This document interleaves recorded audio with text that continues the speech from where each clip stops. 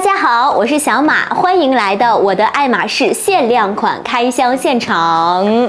前期攻略呢，我跟大家分享了很多和专柜 SA 沟通、有效配货的技巧。今天呢，我就给大家看一看我打下来的一小部分江山。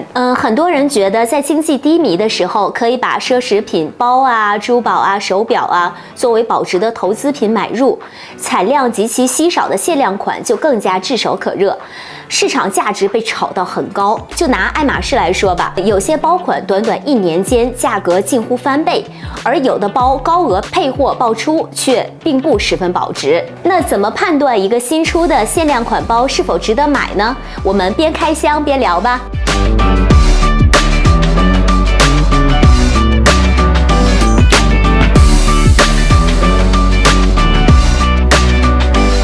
这2年疫情期间，爱马仕也是卯足了劲儿，好看的、不好看的、大的、小的，出了挺多的限量款。最有突出性的3个设计，我觉得是 Barking 20小房子、白天和黑夜，橡木材质做的22厘米 KD Wood， 还有加了5个口袋的 Cargo Barking， 尤其是小房子和木头 KD， 我觉得都是再贵也值得收藏的。今年最热门的新款应该是2021秋冬秀上这只能拆卸的3合1 Barking， 还有能肩背的马鞍皮 Barking， 毛边帆布的 Barking， 但是这3个款式的保值度我觉得都不太好说。带肩带的这个怎么说呢？我个人的感觉哈，有一点像恶搞。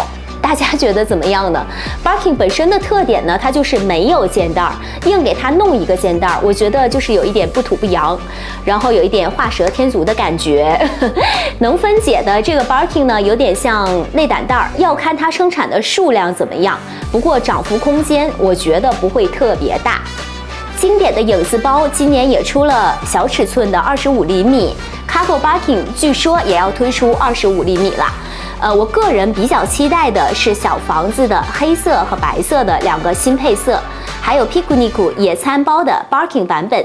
这些款式的市场价，我觉得肯定会涨的。尤其这个小的 Barking Picnic 还是蛮一见钟情的。先来猜一个小的。根据我以往的经验呢，每年推出的限量款，那些真正能在收藏市场上占据常青地位的包款，你看它的瞬间就是自带感觉的。我的这个盒子呢是特殊的深蓝色的，然后呢沉袋呢也和普通的是不一样的，就是这里的袋儿和这个 logo 都是深蓝色的，然后白色的这个 Picnic。这个肩带呢，比普通的 Mini Kelly 2代要长一点，更方便斜挎。跟原版的 Picnic 呢放一起比一比，原版的这只35厘米的马鞍皮，小的这个 Mini 呢，它是出了好几个颜色。注意，虽然35厘米的走秀款是有黑色的 ，mini 的这种是没有黑色的。如果遇到黑色的，那肯定就是假的了。这里呢是柳条编织的，需要2个工匠完成一个包。一路下来，它的市场价值一直都是在涨的。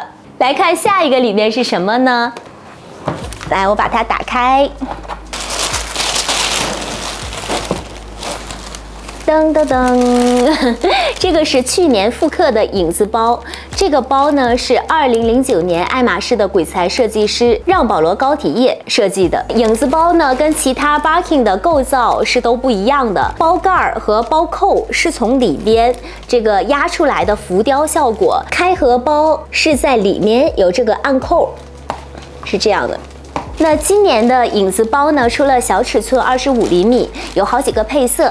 这种包款怎么讲呢？感觉就像富二代，爸爸值钱，儿子的基因也很好，也差不到哪里去，市场价值也是一直不错的。你说它是创新还是炒剩饭呢？在爱马仕就都叫做创新，因为爱马仕的 IP 做出来了嘛，即使失败了，它也承担得起，这就是它的品牌影响力。判断一个新出的限量款能不能升值，首先要看它的包型，如果是跟 Barking Kelly 沾边的，基本上都能够一直流传下去。但如果是个 Bolide 呀，或者是 Barking Kelly 以外的形状的限量款，就很难说有保值的空间，热度也很难一直能够持续下去。好重啊！这个是去年出的外缝的彩虹 Birkin， 这个配色呢是日出，很阳光、很夏天的感觉，有没有？还有一个呢叫做日落，我个人呢更觉得这个更好看一点，但这种很花的，就是不太适合我。我比较喜欢像 So Black 啊、影子包那种中性色系的。看到这个黑色的盒子呢，就知道里边是 So Black 啦。那从盒子、包装纸、沉袋，甚至于里边的这个羊毛毡，还有里边的卡片，它都是黑色的。这个系列呢，也是让保罗高缇耶的代表作。我的这只呢比较特别，是雾面的鳄鱼的 Posetto Kitty。小尺寸的呢，真的是不多见，而且是稀有皮，所以是非常值得收藏的。So Black 最大的特点就是黑色的 PVD 涂层，就是这个 PVD 涂层的金属扣，这里已经有一点点掉漆了，也是因为这个原因吧。2021年出了一季就下架了，反而让它觉得更加的稀有。这个系列呢，出过 Birkin Kitty、Kitty Posetto 和 Kitty Cat。升值空间也是非常大的，比如鳄鱼皮的 So Black Birkin 也从40-50万人民币涨到现在的近100万人民币了，也是翻了1倍的。这个也很可爱，这个沉袋还有年代感。这个是黑色的 Kitty 豆，这只是千禧娃娃2000年出生的00后，今年已经21岁成人了。回顾过去10年，我觉得除了喜马拉雅，升值最厉害的就是千禧娃娃 Kitty 豆了。我从最开始接触 Kitty 豆的时候，大概当时的市场价值只有30-40万日币，现在呢，它翻了快10倍哦，还是这种普通的颜色。我还有一只珍藏款，就是它。这个是樱花粉色的，这个是爱马仕在香港搜狗开店时候出的纪念版，这里的烫银这个 logo 也是不一样的。像5P樱花粉这个颜色呢，真的是非常非常限量的，比普通颜色的价钱翻2倍以上，我也是肯定不愿意出手的。经济低迷的时候呢，可以把这些收藏款作为保值的投资产品来买，因为钱占整个资产的比例不要占太大的部分。现在经济不稳定的情况下，像爱马仕这种世界最顶端的奢侈品，它的限量款、收藏款一路还是在升值的。那么近10年、近20年，它都是在升值的，从来没有跌过。我觉得钱放在这儿，5年后是贬值的，而商品放在这儿，5年后是升值的。但是前提是大家一定要选择对的款式，买得对。疫情这2年，喜马拉雅翻的还是挺多的，像普通的金刚色 Birkin Kitty 也涨了20%左右，限量款呢也随着整体市场的涨幅，价值也就上去了。其实整体市场呢都是在涨的，竹篮子啊、小房子啊都是2019年推出的，过了疫情呢，价值就翻倍了。但是涨得比较爆的还是近几年的 Kitty 豆翻了快10倍，这也是极其少数的现象。正常情况下买对款式了，比如整体市场涨了5%左右，那么金刚色呢，它大概就会涨15%到20%左右。这里有一只我2年前买的金色的这个 Birkin 的25厘米，当时我记得大概是150万日币左右入的，现在过了2年了，我觉得它的价值也提升了20%左右，等于我白用了2年这个包，还净挣了几十万日币。但你买的时候，不管是普通款也好，限量款也好，选对市场的走向是非常重要的。现在市场的走向就是小包当道，小包是非常人气的。稀少款的话呢，首先入手渠道本身就是很少的，一般客人接触不到这种稀少款，要么就去特别高级的那种拍卖会去拍。那怎么判断一个新出的限量款能不能升值呢？首先要真正做到在数量上是极其稀少的。那么这个呢，也是我珍藏的一款2018年出的世界镜头康康。大家能看出这个包包到底是多少皮质拼接成的吗？法兰扣这里是一层一层涂上的，跟包身的图案是一致的。这个工艺做得非常的精致，图案是来自爱马仕为英国一家康复机构设计的丝巾。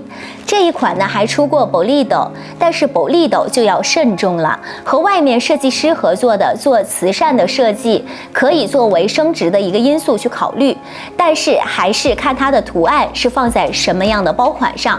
如果是基于 Birkin Kitty 的包型，情，肯定是一路升值的。但最重要的还是数量，如果数量泛滥了，就算设计的再可爱，也会被炒烂了，还是物以稀为贵。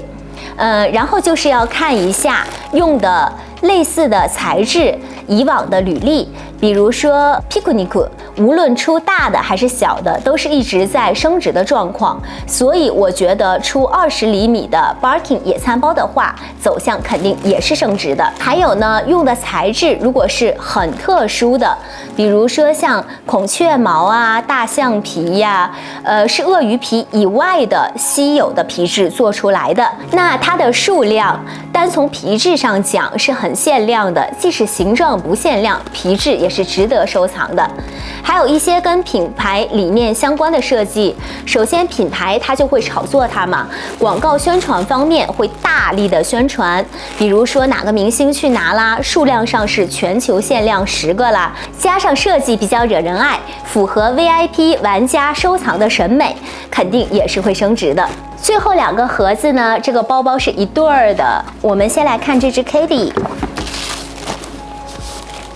里外3拼色的 Kelly， 这个系列出了 Kelly 28、迷你 Kelly 2代、Kelly To Go、马赛克包、小水桶，然后还有外缝的 Barking 30。看一下里面，这个是 Z 刻印的今年产的。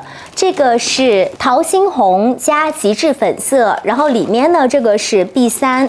坦桑尼亚蓝，然后呢，还有一个呢是午夜蓝和黑色的配色，我觉得那个更好搭一些。配对的这一只呢是同色系的2代，这只呢就是属于那种第一次看到感觉有一点扎眼，但是越看越耐看的那种包，配一身牛仔装，也是比较好看的。这种的升值空间呢会有一定的幅度，但不会很大，比普通款高出20%到30%左右。想要价值比普通款翻倍，那是肯定是做不到的。这种呢，在我看来，就是我觉得不算是收藏款，算是特殊的实用款。像中队长，你说它也是限量款，但出来的第一眼感觉，可能对于真正有很多爱马仕包的收藏家来讲，就没觉得它是限量款。如果比普通的包，贵个小几万，图一个新鲜，我觉得还是可以购买的。但如果价格更贵的话，建议大家可以先观望一下。这个新鲜度，我觉得也就值个2、3万人民币左右。不过留几年，或许又涨钱了，这个也是说不准的。我理解的限量款呢，还是像是说房子包、So Black 这种，是约等于收藏款的，实用性并没有特别高。就像古董一样，古董你会天天把它拎到大街上溜一圈吗？那是肯定是不会的。放在家里，你懂得它的美，你知道它的价值，你看到它，哇，这就是我的宝贝，就是要这种感觉，这种感觉才是收藏款。就真的是你看包看多了，或者是看包看久了，我觉得应该有这样的共鸣。一看到这个东西，你就知道它是值钱的，就产生了电流。不是拿什么特殊的因素、文字上的因素去限制它，你一眼看到它的那个瞬间就是自带感觉的。之前小房子刚出来的时候，炒的也是特别的高，但实际上它现在的价值比刚开始还贵很多。所以限量款投资跟买股票是一样的，小房子刚出的时候大概是50、60万人民币左右，现在已经是过100万人民币了，价值也是翻了1倍。如果作为投资，我会观察一下市场的，因为我觉得还有机会入手，但是如果纯收藏，我觉得是可以值得入的。这种收藏款价格下来的几率还是极其少的，专柜控制数量，很少有收藏家愿意出手，卖家说多少就是多少，因为市面上它没有第二只。